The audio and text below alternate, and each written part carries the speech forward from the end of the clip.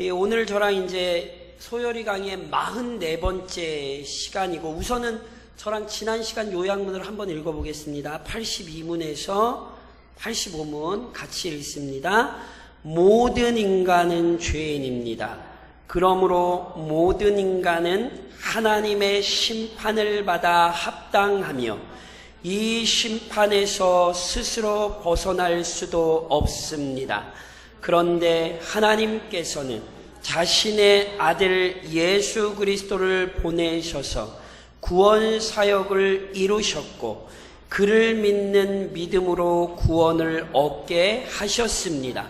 더 나아가 연약한 죄인들이 은혜 안에서 성장할 수 있는 방편들도 허락하셨습니다. 자, 저를 보시면 이게 순서가 막 조금 저희가 바뀌어서 조금 문답이 좀 왔다 갔다 하긴 했지만 어찌됐건 율법, 십계명 그거 끝나고는요 저랑 뭐에 대해서 하신 거냐면 한번 따라 하시겠습니까? 은혜의 방편. 저랑 은혜의 방편을 하신 거예요. 그러니까 십계명 끝나고 율법에 대해서 저랑 또 다시 좀 이렇게 하시고 은혜의 방편을 하셨어요. 이게 왜 중요하냐? 하나님은 우리를 율법적 행위로 말미암아 구원하지 않으셨습니다. 어느 누구도 율법을 지켜 의롭다 함을 얻을 인생은 하나도 없습니다. 그렇죠? 그래서 누가 오셨습니까? 예수님이 오셨습니다.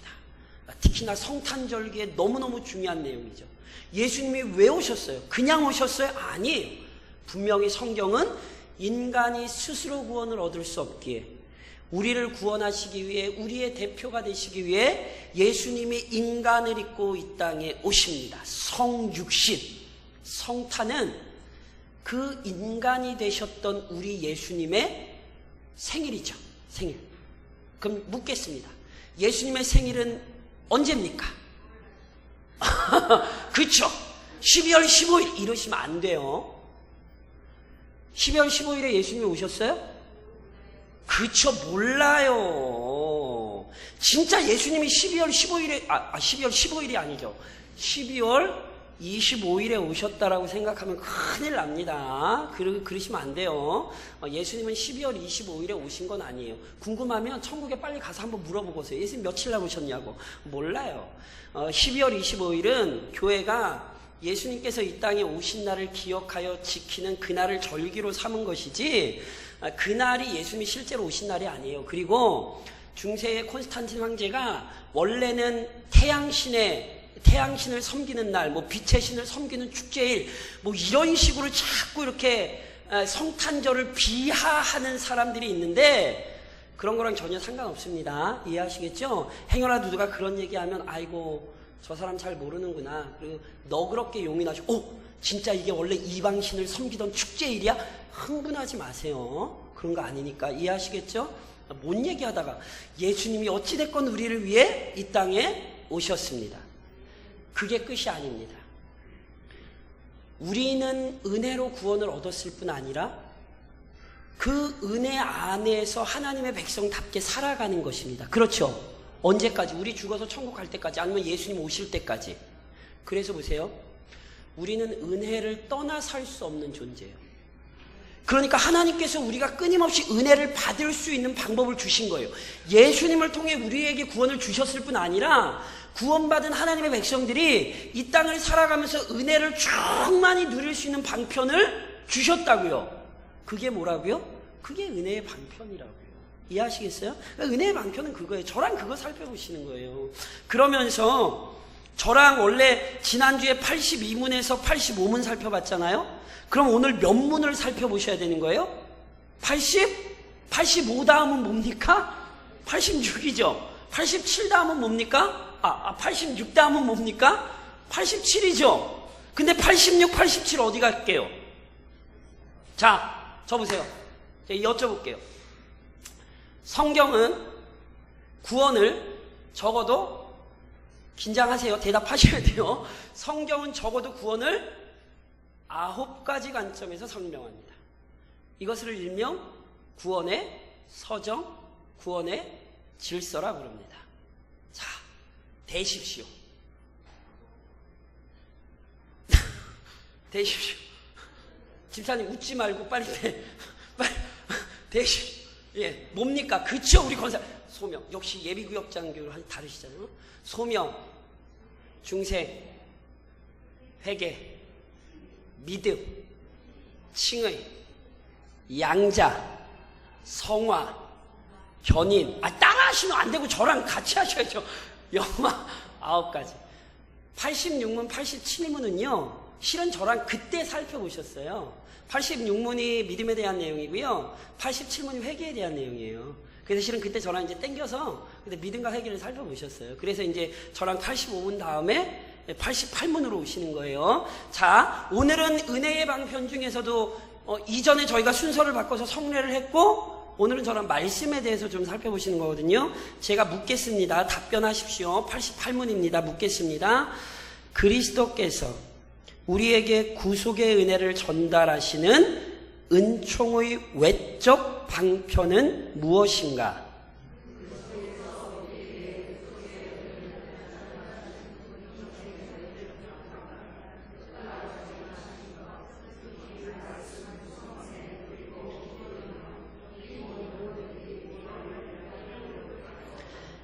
예, 제가 89문을 묻겠습니다. 구원을 이루어내는 말씀의 활동이 어떠한가?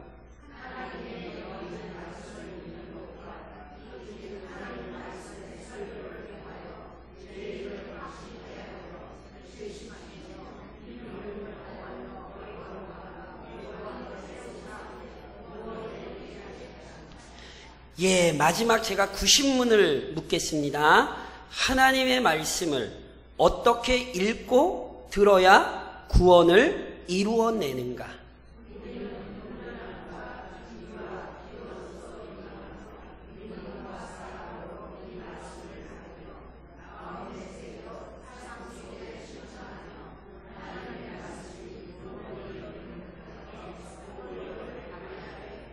예, 자, 이제 절 보세요. 제가 이제 다시 이제 강의한 내용 또 집에서 보시고요. 제가 쭉 설명을 이 순서대로 또 제가 쭉 설명하니까 저를 좀 보시면 됩니다. 자, 다시 정리를 하면 이렇습니다. 하나님은 우리를 구원만 하시고 내가 니네 구원했으니까 이제 알아서 살아. 이러시는 분이 아니에요. 제가 오전에도 말씀드렸죠. 구하라, 찾으라, 두드리라. 뭐 구할까? 뭐 찾을까? 구하고 찾으세요. 실제로 약속하셨으니까 구하고 찾으시란 말이에요. 근데 오전에도 말씀드렸던 그 말씀은 원래 뭘 구하고 찾으라는 얘기가 아니에요. 그게 마태복음에는 산상수훈에 들어간다면 산상수훈 제가 팔복 예전에 설교한 적 있어요. 산상수훈은 뭐냐면 세상과 그리스도인들의 차이가 어디에 있는가를 설명하는 게 산상수훈이에요. 이미 달라진 자들의 삶을 우리에게 보여주는 게 산상수훈이란 말이죠. 특별히 마태복음 6장에서 예수님이 아시는 것처럼 주기도문, 기도를 가르치신다고요. 그러면서 이제 마무리 적어가면서 7장에 아시는 그 구절이 나오는 거예요. 그렇기에 그 문맥에서 구하라, 찾으라, 두드리라, 이거는 야 너 필요한 거 있지 지금 이런 의미가 아니라 원래는 어떤 의미냐면 너희와 나는 너희는 구하면 나는 너희에게 주는 아버지다. 너희가 찾으면 내가 너희에게 그것을 허락하는 아버지다. 하나님과 우리와의 관계를 설명하는 말씀이에요. 그 말씀은. 그러니까 우선 뭘 기억하셔야 된다고요? 하나님은 우리를 책임지시는 분이라니까요. 그러니까 구원도 우리가 얻은 것 아니죠? 하나님이 주셨죠? 우리의 구원의 완성도 누가 책임지시는 거예요? 하나님이 책임지시는 거라니까요. 그래서 그 구원의 완성에 이르기까지 하나님께서 그 구원의 신앙을 잘 지킬 수 있도록 은혜를 충만히 누리며 살아갈 수 있도록 하나님이 우리에게 은혜의 방편을 주신 거예요. 그거를요 실제로 성령께서 우리에게 역사하셔야 우리는 믿음도 생기고 회개도 하고 하나님의 은혜를 받아들이잖아요. 그러니까 그것을 우리가 보통 내적 방편이라고 그러고요. 그러니까 성령께서 우리 안에서 실제적으로 역사하신다는 의미에서 그걸 내적 방편이라고 그러고요. 하나님께서 우리에게 붙들 수 있도록 친히 우리가 명확히 붙들 수 있도록 우리에게 수여하신 방편이 있는 거예요. 그걸 이제 외적 방편이라고 그러는 거예요. 그걸 크게 우리는 세 가지로 따라하십시오. 말씀, 성례, 기도. 이게 뭐라고요? 은혜의 방편. 조금 어렵게 은혜의 외적 방편. 그래서 이미 처음에 말씀드렸듯이요, 은혜를 받고 싶으시면, 정말로 은혜를 받고 싶으면 딴 거 안 해도 돼요. 말씀 붙들고 기도하시고 하나님의 은혜를 사모하는 마음으로 성례에 참석하시면 하나님은 우리에게 충만한 은혜를 주십니다. 아멘? 이걸 기억하시라는 거예요. 자꾸 은혜 받는다고 어디 가서 자꾸 이상한 거 하실 생각하지 마시라니까요. 더 이상 하나님의 말씀보다 우리에게 권위 있는 건 없어요. 어디서 무슨 영험하다 그러고 영빨 있다 그러고 그런 얘기에 속으시면 안 돼요. 물론 하나님께서 강력하게 역사하시는 어떤 일들을 우리에게 보이실 수 있죠. 그런데 누누이 말씀드린 것처럼 우리는 만인 제사장직을 회복했어요. 즉 예수 그리스도 안에서 우리는 하나님께 직접 친히 담대히 나아갈 수 있는 자들이에요. 목사라서 조금 낫고 장로님은 조금 낫고 권사님은 조금 없다고요. 목사냐 장로냐 권사냐는 교회 안에 세우신 직분이지 그것 때문에 구원을 받거나 그것 때문에 믿음이 더 세거나 누누이 말씀드린 거죠. 그렇게 얘기하시면 그게 행위구원론이에요. 제가 어제 결혼식 갔다가 우리 이천 장로님이랑 같이 오다가 되게 이상한 얘기를 들었네. 제가 봐서 그분이 잘못 알고 계신 것 같아요. 우리 교단이 아닌데 다른 교단인데 하여튼 장로가 돼야 복을 받는다 뭐 이런 얘기를 하더래요. 이런 게 어디 있어요? 장로가 돼야 복 받아요? 성경에 그런 얘기가 어디 있는데요? 그러니까 이거 그렇게 이거 행위구원론이에요. 행위구원론.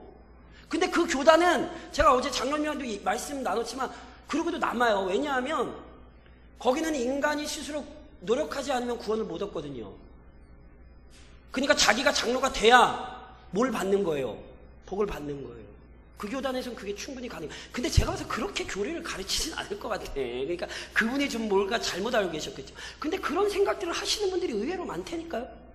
하나님께서 직분자에게 주시는 복이 있는 거지만 장로가 돼야만 복을 받는다는 교리는 성경 어디에도 없어요. 그런 이상한 얘기에 현혹되지 마세요. 은혜는 말씀, 성례, 기도를 통해 우리에게 언제나 주어집니다. 물론 은혜의 방편과 은혜 자체를 혼동하시면 안 돼요. 사도행전 8장에 보면 제가 몇 번 설명드렸잖아요. 마술사 시몬에 대한 얘기가 나와요. 이 사람이 원래 마술사예요. 마술사를요, 고대의 마술사를 사람들이 이렇게 눈속임해가지고 뭐 하는 사람을 생각하시면 안 돼요. 고대의 마술사는 다 신접하는 자예요.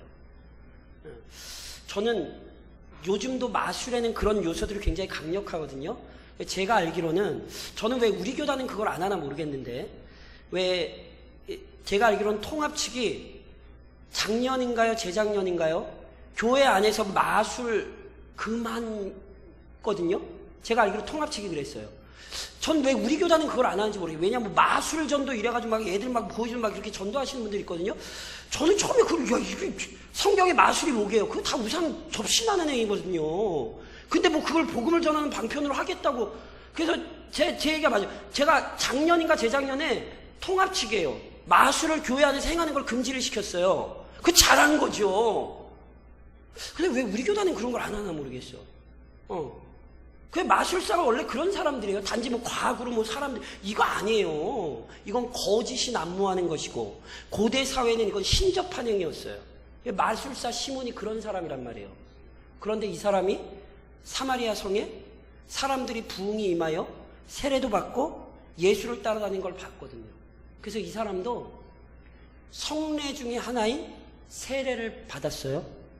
사도들을 따라다니며 말씀도 듣고 기도도 같이 했어요. 그런데 이 사람은 세례를 받았을 뿐이고 말씀을 들었을 뿐이고 기도를 했을 뿐이지만 그의 안에 성령께서 진정한 믿음은 만들지 않으셨어요. 그래서 얼마 지나지 않아 본색을 드러낸다니까요. 사도들한테 돈 들고 이렇게 찾아와가지고, 야, 내가 이 돈 줄게. 내가 기도하는 사람은 성령 받게 해줘. 이랬다니까요. 그래서 실제로 시몬이라는 사람의 이름을 따서 사이머니즘이라는 영어가 나와요. 그 말이 무슨 얘기냐면 관직 매매. 돈을 주고 관직을 사고 파는 말이 그 사람 이름에서 나와요. 굉장히 무서운 얘기죠. 보세요. 무조건 말씀을 듣는다고 은혜를 받는 게 아니에요. 착각하시면 안 돼요. 캐토릭처럼 세례를 받으면 의롭게 된다, 이렇게 얘기하시면 안 돼요. 구원은 철저히 하나님의 은혜로 옵니다. 아멘? 그러니까 조금 이따 다시 얘기했지만 말씀도 믿음으로 받으셔야 되고, 기도도 믿음으로 하셔야 되고, 세례도 성례 예식도 믿음으로 하셔야 되는 거지. 단순히 이 예식 자체에 동참한다고 해서, 단순히 말씀을 듣는다고 해서 은혜를 받을 거라고 생각하시면 큰 착각이에요. 단지 우리는 보세요. 하나님께서는 이런 방편을 안 사용하셔도, 하나님은 말씀을 사용하지 않으셔도, 실은 하나님은 성례나 기도를 사용하지 않으셔도 하나님은 우리에게 은혜를 주실 수 있습니까? 없습니까? 있지요. 하나님은 얼마든지 하실 수 있습니다. 그러니까 지금도 제가 이렇게 어렵게 설교할 필요 없어요. 제가 이렇게 막 머리 뒷싸매가지고 막 이렇게 막 얘기해가지고 설교할 필요 없고, 하나님이 그냥 여기 딱 서가지고 은혜 받아. 그럼 받으시겠어요? 안 받으시겠어요? 아니, 하나님이, 아니, 그러니까 예를 들면, 진짜로 그랬다는 게 아니에요. 하나님이 진짜로 그렇게 하실 수 있겠어요? 없겠어요? 하실 수도 있고, 하나님은 하시면 하시겠죠. 근데 하나님은 그렇게 일하지 않으신다니까요. 저희가 보통 통상적인 방법이라고 불러요. 그러니까 하나님은 일반적으로 이렇게 하나님께서 주신 방편을 통해 우리에게 은혜를 주시는 거예요. 그래서 보세요. 사도행전 17장에 보면 사도 바울 선생님께서 막 이것저것 돌아다니면서 복음을 전하는데, 데살로니가 같은 교회는, 데살로니가 지역 같은 교회는요, 사도 바울 선생님이 들어가서 엄청 고생했어요. 유대인들이 폭동 일으키고. 그래서 제가 예전에 데살로니가 전서 강의할 때 말씀드렸죠. 사도 바울이 3주에서 한 석 달을 못 버티고 쫓겨나요. 데살로니가 사람들이 얼마나 악독했든지 다른 지역에 있는 바울을 찾아와서 못 살게 굴 정도로. 그런데 베레아라는 지역에 갔는데, 그 베레아에 있는 사람들은요, 말씀을 너무너무 온유한 마음으로 받는 거예요. 게다가 그 말씀을 받으면서 그 사람들이요, 그 말씀이 정말 그러한가 하여 깊이 그 사람들이 연구했대요. 그 결과 성경에 어떤 일이 일어났다고 얘기한 줄 아십니까? 그 중에 믿는 사람이 많고 또 헬라의 귀부인과 남자가 적지 아니야. 이 얘기를 조금 뒤바꾸면요, 말씀에 깊이 사모함을 가지고 성도들이 말씀을 배우는 일에 열심을 내는 교회는 반드시 은혜가 넘칩니다. 아멘이 원래 이 타이밍에 나오셨어야 이게 정상인데, 다들 제 얘기 다시 할게요. 그러니까 성경에 분명히 보면 말씀에 대한 간절한 사모함이 있고, 성도들이 말씀을 열심을 내서 배우는 교회는요, 은혜가 넘칩니다. 그렇죠. 이게 질서라니까. 이 질서를 자꾸 바꾸지 마세요. 이거는 하나님이 세우신 질서고, 이건 교회사예요. 부흥했던 교회, 성령이 충만했던 교회들은 다 말씀으로부터 시작됐지, 다른 것이 그 교회를 바꾸고 다른 것이 그 성도를 바꾸지 않아요. 그러니까 정말 우리 교회가 은혜 충만한 교회가 되기를 정말 소망하신다면 말씀을 듣는 일에 힘쓰셔야 돼요. 아멘? 말씀을 배우는 일에 힘쓰셔야 돼요. 저희 예비구역장 교육도 잘 끝났는데, 내년에도 우리는 다각도로 성경 공부가 있습니다. 예수님 재림하실 때까지 우리 교회에서 성경 공부 없어지는 일은 제가 단언하건대 없습니다. 왜냐하면 만약에 제가 우리 교회에 있으면서 그렇게 지속적으로 계속해서 성경 공부하지 않으면 저 하나님 앞에 못 서요. 하나님이 저한테 뭐라 그러시겠어요? 너 그 교회 가서 목양하라 그랬더니 성도들 성경은 안 가르치고 너 뭐 하다 왔냐고. 제가 이 얘기를 하나님 앞에 가서 왜 듣습니까? 그러니까 열심히 저는 가르쳐야 되고, 뭐 하셔야 돼요? 배우셔야 되죠. 아멘? 내년에도 열심히 배우세요. 제가 다 봤어요. 지금 내년에도 열심히 배우세요. 제가 이거 사진 분명히 아멘 해놓고 성경 공부하는 그러면 안 돼요. 이게요, 질서예요. 말씀을 붙들고 있으면 마치 베레아가 그랬던 것처럼 이게 교회사예요. 말씀이 있는 곳에 은혜가 넘쳐나요. 특별히 말씀은요, 우리에게 이런 의미가 있어요. 원래는요, 하나님께서는 자신을 나타내기를 굉장히 기뻐하시거든요. 이거는 정상적인 거예요. 왜냐하면 하나님보다 뛰어난 분이 있습니까, 없습니까? 그렇죠. 믿으시죠? 우리 십계명에서 했잖아요. 그러니까 하나님 외에는요, 영광 받으실 분이 없어요. 그러니까 하나님이 하나님 자신을 이렇게 나타내시는 건요, 우선은 하나님이 영광 받으실 뿐 아니라 우리에게도, 피조물에게도 제일 큰 영광이에요. 세상의 최고의 분이 누구예요? 하나님이잖아요. 그러니까 인간은 누구를 아는 게 가장 복된 거예요. 하나님을 아는 게 복된 거예요. 믿으시죠? 그래서 잠언이 뭐라고 얘기해요? 여호와를 경외하는 것이 명철이요, 거룩하신 자를 아는 것이 그의 지혜라 그랬어요. 그게 우리의 최고의 복이에요. 그래서 보세요. 창조 자체가 계시예요. 그러니까 성경에 보면 하늘이 하나님의 영광을 선포하고 궁창이 그 손으로 하신 일을 나타내는도다. 하나님이 왜 창조하셨냐 하면 하나님을 나타내려고 창조하신 거예요. 하나님의 영광을 보이시려고 창조하신 거예요. 그래서 죄가 안 들어왔다면 우리는 태양을 보면서 하나님을 찬양했을 거예요. 하나님 위대하시지, 어찌 저런 태양을 만드셨는가. 사람을 보고도 우리는 하나님을 찬양했을 거예요. 실제로 아담과 하와가 만났을 때 아담이 뭐라고 찬양해요? 이는 내 뼈 중에 뼈요, 살 중에 살이라. 그거 실은 지들끼리 좋아서 노래 부르는 게 아니라 하나님께서 만들어주신 것을 찬양하는 거예요. 하나님 어찌 이리 내게 돕는 배필을 만들어주셨는지요. 왜냐하면 하나님께서 아담 데리고 모든 피조물 쭉 둘러보셨는데 어느 것도 인간과 맞는 피조물이 하나도 없어요. 그래서 아시는 것처럼 아담 잠들게 하고 갈비뼈 빼서 하와 만들어서 아담한테 갖다 줬더니 아담이 하나님 찬양하는 거예요. 그 실은 그냥 지들끼리 좋아서 노래 부르는 게 아니라 하나님의 위대하심을 찬양한 거예요. 그러니까 죄가 안 들어왔다면 우리가 지금도 그랬을 거예요. 근데 아시는 것처럼 죄가 들어옴으로 말미암아 만물이 하나님의 영광을 바르게 드러내지 못해요.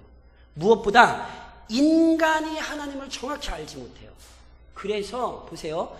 만물이 하나님을 정확히 드러내지 못하고 무엇보다 인간이 하나님을 바르게 알지 못하기 때문에 하나님께서 이 창조하신 만물 말고 다른 방법으로 하나님을 나타내셔야 했어요. 그거를 약간 어려운 얘기로 저를 한번 따라 하십시오. 특별계시. 예, 기억나시나요? 소위를 문답에서 저를 앞쪽에서 했어요. 일반 계시도 있고 특별계시도 있죠. 일반 계시란 인간, 만물, 인간의 역사 이런 게 다 일반 계시예요. 그런 게 원래는 다 하나님을 나타내는 거예요. 근데 죄가 들어서 이게 하나님을 바르게 못 나타낸다니까요. 그래서 하나님이 특별한 방법, 그래서 특별한 방법으로 자신을 나타내셨어요. 때로는 꿈으로 자신의 뜻을 알리기도 하시고 때로는 하나님의 어떤 형상으로 사람들 앞에 나타나기도 하셨어요. 이스라엘 백성이 시내산 앞에 섰을 때에 하나님이 시내산에 강림하시자 시내산이 불에 타는 것 같았잖아요. 그게 산에 불난 게 아니라 하나님의 임재를 하나님이 그런 것으로 보여주신 거예요. 그런데 아십니까? 하나님께서 가장 정확히 자신을 나타내신 게 뭐지요? 아세요? 하나님이 어디에서 가장 정확하게 자신을 나타내십니까? 그쵸, 예수님. 하나님의 가장 최고의 자기 계시는 예수님이에요, 예수님. 그래서 예수님이 오셨을 때 빌립에게 이런 말씀하셨어요. 빌립아, 나를 본 자는 아버지를 보았거늘 어찌하여 자꾸 아버지 보여달라 그러니? 예수님이 이렇게 말씀하시잖아요. 그러니까 예수님이 하나님을 가장 정확하게 나타내신 분이고 그 예수님을 우리에게 신구약 66권 성경으로 압축해서 보여주는 거예요. 그러니까 눈이 말씀드린 것처럼 우리는 성경을 읽으면 어떤 지식을 얻는 게 아니에요. 지식이 있죠. 그런데 그 지식은 어떤 지식이에요? 하나님에 대한 지식이에요. 그래서 성경을 열심히 배우면 배울수록 하나님을 예배하는 사람이 되는 거예요. 성경을 열심히 읽으면 읽을수록 하나님을 깨닫는 사람이 되는 거예요. 그러니까 보세요. 말씀이 은혜의 방편입니다. 그렇죠? 아멘. 근데 말씀이 누구를 보여줘요? 하나님을 보여줘요. 그러면 다시 여쭤볼게요. 은혜 받았다는 건 뭐게요? 그렇죠? 말씀을 통해 하나님이 어떤 분이신가를 깨닫는 거예요. 이게 은혜 받은 거예요. 이게 은혜 받은 거예요. 제가 이번 주 예비구역장 교육하면서도 말씀드렸지만 은혜의 본질은 이 세상에 썩어질 게 아니에요. 은혜의 본질은 우리와 하나님과의 관계를 유지시켜주는, 그게 진짜 우리가 은혜 받는 거예요. 그러니까 말씀을 사모하면 사모할수록, 말씀을 붙들면 붙들수록, 말씀을 깨달아 알면 알수록 하나님에 대해 이해하게 되고 하나님을 사랑하게 되고 하나님께 순종하게 되는 거죠. 물론 아까도 말씀드렸던 것처럼 이건 자동적으로 되는 게 아니에요. 성경은 성령께서 사람들을 사용하여 기록하신 거거든요.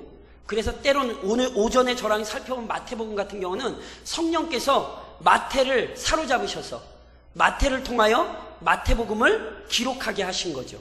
그러니까 그 기록은 실은 마태가 자신이 아는 내용 또는 자신의 표현으로 마태복음을 기록하긴 했지만 그 모든 말씀은 누구의 말씀이냐 하면 성령님의 말씀이에요. 그러니까 그 말씀이 실은 인간의 지혜로는 절대 깨달을 수 없다니까요. 그러니까 기록도 성령이 하셨고 그것을 깨닫게 하시는 분도 성령이에요. 그래서 저를 좀 따라하세요. 이 개혁교회의 아주 중요한 표예요. 제가 몇 번 아마 말씀드렸는데 저를 따라하세요. 성령께서 말씀과 함께 또는 말씀을 동반하여. 개혁교회의 아주 중요한 표예요. 그러니까 우리가 은혜 받는다고 할 때는 어떻게 은혜를 받는 거냐면 성령께서 말씀과 함께 또는 말씀을 동반하여 역사하실 때 우리에게 진짜 은혜가 이루어지는 거예요. 만약에 성령의 역사하심도 없고 말씀도 아니라면 은혜 받았다는 얘기 하시면 안 돼요. 예를 들면 제가 이렇게 생각해 볼까요? 제가 집에서 저는 원래 드라마를 하나도 안 보는 사람, 요즘 유명한 드라마가 뭐가 있죠? 또 같이 모르신 척을 또 그렇게 다 하시면서 어찌됐건 뭐 겨울연가 뭐 이런 드라마가 있다고, 뭐 겨울연 예전에 막 유명했으니까 하여튼간 그 드라마를 보면서 제가 은혜 받았습니다 이런 말씀 돼야 안 돼요? 성도들 절대로 아무 데서나 은혜 받았다는 말을 쓰지 마십시오. 제가 다시 한번 경고드리건데 성도들이 아무 데나 은혜라는 말을 남발하시면 안 돼요. 다시 한번 말씀드리지만 그러면 오전에도 말씀드린 그 여호와의 이름 망령되이 일컫는 거예요. 농담으로라도 아무 데나 이렇게 은혜 받았다는 말씀 쓰지 마세요. 은혜는 성령의 역사이며 말씀을 통해 오는 게 은혜라고 불러야 되는 거예요. 성령께서 역사하신 것도 아니고 말씀을 통해 온 것도 아닌데 은혜 받았다. 이러시면 안 돼요. 이거는 기독교 신앙을 모르는 사람들이에요. 그러니까 다시 한번 강조드리건데 항상 성령께서 말씀 안에 역사하시기를 간구하셔야 돼요. 왜냐하면 성령께서 역사하지 않으면 절대 말씀은 은혜가 안 돼요. 지식을 얻을 수는 있지만 그게 나로 하여금 하나님을 사랑하게 만들거나 하나님께 굴복하게 만들진 않는 거예요. 그건 그냥 죽은 지식이 되는 거죠. 그래서 우리는 말씀이 은혜의 특권이라는 사실만 알면 안 되고 그러니까 성령께서 이 말씀 안에 우리 가운데 역사하셔야 되는구나. 성령님 이 말씀 통해 우리에게 은혜를 달라고 그렇게 항상 간절한 마음을 품으셔야 되는 거예요. 그리고 그걸로만 끝나도 안 돼요. 말씀은 하나님의 뜻을 우리에게 보여주거든요. 또는 하나님이 어떤 분인지 우리에게 보여주는 거거든요. 그러니까 보세요. 하나님의 말씀을 들었고 하나님이 어떤 분인지 알게 됐어요.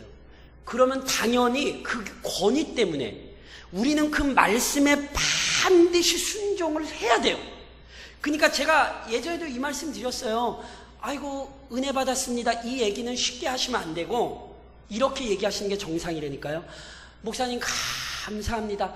주신 말씀 은혜 받았으니 그 말씀대로 살겠습니다. 이래야 진짜 은혜예요. 그러니까 은혜는 그냥 감동으로 느끼는 게 아니라 그대로 실제로 순종하여 살아야 그게 진짜 은혜인 거예요. 그러니까 살지도 않고 은혜라 그러시면 안 돼요.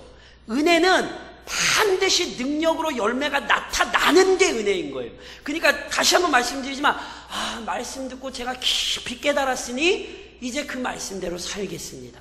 이게 진짜 은혜를 받은 거예요. 그리고 그 열매를 드러내야죠. 그래서 제가 이번 주에 우리 예비구역장 교육 마무리하면서 저를 좀 한번 따라, 은혜를 헛되이 받지 마십시오. 이 공과를 저랑 하셨어요. 그래서 지금까지 막 예비구역장 교육 열심히 하면서 좋다 그러시다가 이번 주에 하고 나서 뭐라 그러는 줄 아세요? 끝날 때 이거 괜히 했네 그러고 가시죠. 무슨 얘기냐면 은혜는 그냥 받고 앉아있는 게 아니에요. 성경의 경고예요. 은혜 헛되이 받지 마십시오. 은혜 받았다고 말하는 게 은혜 아니에요. 주신 말씀, 깨달은 말씀대로 살지 않으면 그거 은혜 헛되이 받는 거예요. 그거 하나님의 영광 오히려 가리우는 거예요. 그래서 은혜 받는다는 건 얼마나 영광스러운 일인 동시에 우리에게 얼마나 큰 책임이 되는 일인지를 기억하셔야 된다니까요. 하나님의 말씀의 권위가 우리에게 선포할 때에 우리는 아멘으로 받을 뿐 아니라 그 말씀에 따라 순종해야 하는 것입니다.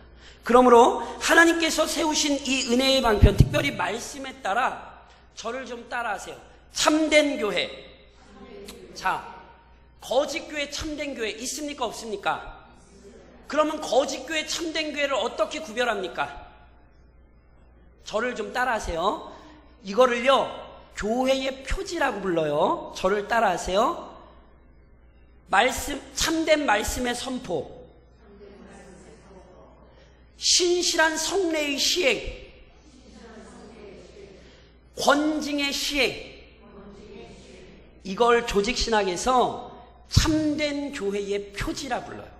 그러니까 어느 교회든지 그 교회가 좋은 교회인지 안 좋은 교회인지를 알려면 첫 번째, 그 교회가 정말 하나님의 말씀을 말씀대로 가르치는지를 확인하면 되고, 두 번째, 앞서도 저랑 얘기하셨던 것처럼 말씀 안에서 은혜의 방편이 되는 성례를 잘 시행하는가를 보시면 되고, 또 하나, 그 교회가 하나님의 말씀의 권위대로 죄인들에게 바르게 책망하며 죄인들에게 바르게 교훈하여 때때로 교회가 권징의 권세를 사용하는가를 보시면 돼요. 이러면 이게 잘 이루어지고 있으면 그 교회는 여러 가지 어려움이 있어도 그 교회는 정말 좋은 교회예요. 왜냐하면 제가 아까 말씀드렸잖아요. 말씀이 성실하게 가르치는 곳에 반드시 은혜는 임해요. 말씀이 없으니까 교회는 은혜가 떨어지는 거예요. 말씀이 있으면 절대로 은혜 안 떨어져요. 이건 하나님이 세우신 질서예요. 그러니까 이게 이렇게 이루어지고 있는 교회는 다른 문제가 아무리 많이 생겨도 그 교회는 분명히 바른 교회로 세워지게 돼 있어요. 안 그럴 수가 없어요. 왜냐하면 이건 누구의 문제가 되냐면 하나님의 권위의 문제가 되기 때문에. 하나님이 분명히 말씀을 통하여 이렇게 약속하셨거든요. 베드로에게 우리 주님 이렇게 말씀하세요. 너는 베드로라. 내가 이 반석 위에 내 교회를 세우리니 음부의 권세가 이기지 못하리라. 이 반석 위에 내 교회를 세운다고 할 때 그 반석이 뭐냐면 베드로가 했던 신앙의 고백이에요. 주는 그리스도시요 살아계신 하나님의 아들이십니다. 그러니까 이 고백이 있고 이걸 가르치며 이 고백 안에서 세례와 성찬을 베풀고 그 교회 안에서 성도들을 잘 목양하는 교회라면 사단이 아무리 흔들고 싶어도 그 교회는 안 흔들려요. 그러니까 진짜 좋은 교회 되기를 소망하셔야겠습니까? 안 하셔야겠습니까? 하셔야 되죠. 그러기 위해서 우선 뭘 하셔야 된다고요? 온 성도가 우선은 말씀에 집중하셔야 돼요. 이것은 절대 바뀌지 않는 교회의 질서입니다. 그때 다른 어려움들은 다 사라져요. 다른 어려움들은 다 지나가요. 오직 말씀만이 영원합니다. 제가 예전에도 말씀드렸잖아요. 자녀들이 교회 가는 것만 확인하시면 안 돼요. 부모는 자녀들이 신앙생활 잘하는지 확인하셔야 된다니까요. 이해하시겠어요? 니네 교회 말씀 잘 제대로 가르쳐 주냐? 너 그 말씀 잘 배우고 있냐? 하나님께서 원하시는 신앙생활 잘하고 있냐? 이건 부모가 확인하셔야 되는 거예요. 아이, 뭐 우리 애들 잘하겠죠. 그러시면 안 돼요. 나중에 하나님이 부모의 권위를 하나님께서 책망하실 때가 반드시 있어요. 그러니까 부끄럽지 않으시려면 지금 확인하셔야 돼요. 그러니까 자녀 교회가 좋은 교회인지 안 좋은 교회인지 어떻게 알아요? 지금 말씀드렸죠. 참된 말씀을 가르치고 성례를 잘 시행하고 권징이 시행되고 있다면 이거는요 확인하기 쉬워요. 이건 어렵지 않아요. 왜냐하면 목사의 설교를 한두 주는 숨길 수 있어요. 뭐 열심히 뭐 어떻게 됐건 숨기려고 하면 뭐 1, 2년은 숨길 수 있을지 몰라요. 근데 목사가 평생을 3년, 5년을 그 설교를 숨길 수 있을 거라고 생각하세요? 절대 못 숨겨요. 그 안에 진짜 말씀이 있는지 아니면 거짓 말씀이 있는지는 3, 4년, 4, 5년 지나면 다 드러나요. 그러니까 실은 참된 교회 반드시 확인할 수 있어요. 더 나아가서 말씀을 진실로 사모하는 마음과 배우고 들은 말씀에 따라 순종하는 삶을 항상 점검하셔야 돼요. 올해도 이제 연말이 왔잖아요. 사람들이 연말만 되면 막 다 정리한다고 난리치잖아요. 우리는 지난 시간에도 제가 말씀드렸어요. 우리는 뭘 점검하셔야 되냐면 집에 가서 한 주간 곰곰이 물으세요. 올 한 해 내 신앙이 성장했는가? 올 한 해 내가 하나님의 말씀을 더 많이 깨달았는가? 물으셔야 돼요. 그리스도인이 이거 안 묻고 한 해를 마치시고 2018년 시작하시면 안 돼요. 그래서 때로 부족한 부분이 있었다면 우선 하나님 앞에 회개하셔야 돼요. 하나님, 내가 더 많이 말씀 안에서 성장해야 됐는데, 내가 더 많이 하나님의 말씀을 배워야 됐는데, 하나님 연약해서 하지 못한 거 하나님 용서하시고, 이걸로 끝나면 안 되겠죠? 하나님 2018년에는 더 풍성히 말씀을 배우고, 그리고 그 말씀 안에서 살 수 있도록 하나님 은혜를 달라고. 그렇게 그리스도인들이 이렇게 한 해를 잘 마무리하셔야 되는 거예요. 아시겠죠? 그렇게 하실 거죠? 집에 가서 곰곰이 물으셔야 돼요. 거울 보고 늘었니? 신앙 성장했니? 이렇게 물으시란 말이에요. 그러니까 이거는요 누구도 점검 못 해줘요.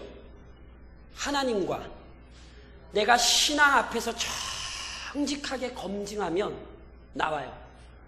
근데 이게 자꾸 검증하기 싫으면 그게 문제예요. 왜냐하면 거짓 신앙은 검증하기를 싫어하거든요. 왜냐하면 거짓심이 사라지니까. 참된 신앙은 검증하기를 기뻐합니다. 그래서 이렇게 마무리하셔야 됩니다. 마지막으로 교회의 진정한 권세와 능력을 사용하십시오. 뭐겠습니까? 교회의 진짜 권세와 능력이 뭐겠습니까? 뭘 것 같으세요? 뭐겠어요? 지금 교회의 진짜 권세가 뭐겠어요? 그렇죠. 교회는 말씀을 통해 은혜를 받는다니까. 그러니까 교회의 권세는요 말씀이에요. 베드로가 안진뱅이에게 분명히 뭐라고 얘기했어요? 은과 금은 내게 없거니와 내게 있는 것으로 내게 주노니 나사는 예수 그리스도의 이름으로 일어나 걸으라. 교회는 가진 게 뭔지를 알아야 돼요. 교회는 세상 것을 가진 공동체가 아니에요. 교회는 예수 그리스도의 이름을 가졌고 교회는 말씀을 가졌어요. 그리고 그것보다 더 능력 있는 것은 없습니다. 그러니까 보세요. 제가 지금도 뭐 하고 있죠? 말씀 전하고 있잖아요. 제가 뭐 해드리면 좋겠어요? 맛있는 거 사드려요? 제가 어떻게 농사를 지어드릴까요? 제가 다 망쳐드릴 수 있어. 그러니까 제가 누님 말씀드리죠. 그쵸. 목사에게 바라는 건 실은 하나예요. 그래야 돼요. 말씀대로 모든 성도를 목양하며 말씀의 원리에 따라 교회의 행정적인 질서를 교정하고 말씀이 추구하는 소망에 따라 교회의 모든 공동체가 소망을 품도록 그 일을 하라고 하나님이 이 땅에 목사를 세우신 거예요. 성도들도 그 권위를 인정하셔야 돼요. 제가 무슨 즐겁게 해드리기를 하겠습니까? 제가 무슨 우리 목사님은 말씀을 우리에게 가르쳐 주려고 하나님이 보내신 분이야. 그러니까 우리는 목사님을 통해 말씀을 배워야 돼. 이 마음을 가져야 된다니까요. 그래서 교회는요 그 안에서 성장하는 거예요. 자녀들에게도 능력은 말씀이에요. 제가 누님 말씀드리지만 누가 손주가 성탄절 선물 사달라 그러면 너 할아버지 할머니 설교 3시간 들으면 사준다 그러고 3시간 동안 그 얘기 가르치세요. 성경에서 제가 이제 시리즈 성탄 그 의미의 회복을 위해 이제 대강절 설교하는데 너 성탄절이 어떤 날인 줄 알아? 하나님의 구원 계획이 성취 가르치시라니까요. 그리고 마지막에 물어보세요. 그럼 내가 너 성탄 선물 사줘야 되니?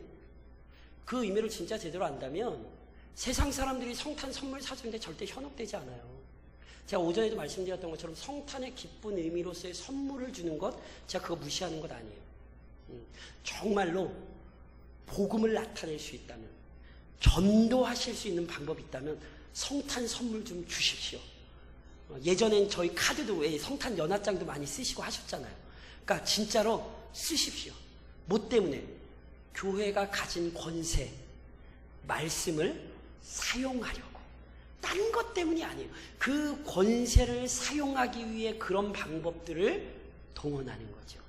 그래서 다시 한번 오전에 말씀드렸듯이 제일 말씀 전하기 좋은 때가 성탄절이에요. 아주 대놓고 얘기할 수 있죠. 예수님이 이 땅에 오셨다고. 이것보다 더 좋은 날이 어디 있습니까? 그래서 이 대강절 기간 말씀을 많이 좀 가르치시기를 우리 주님 이름으로 부탁드립니다.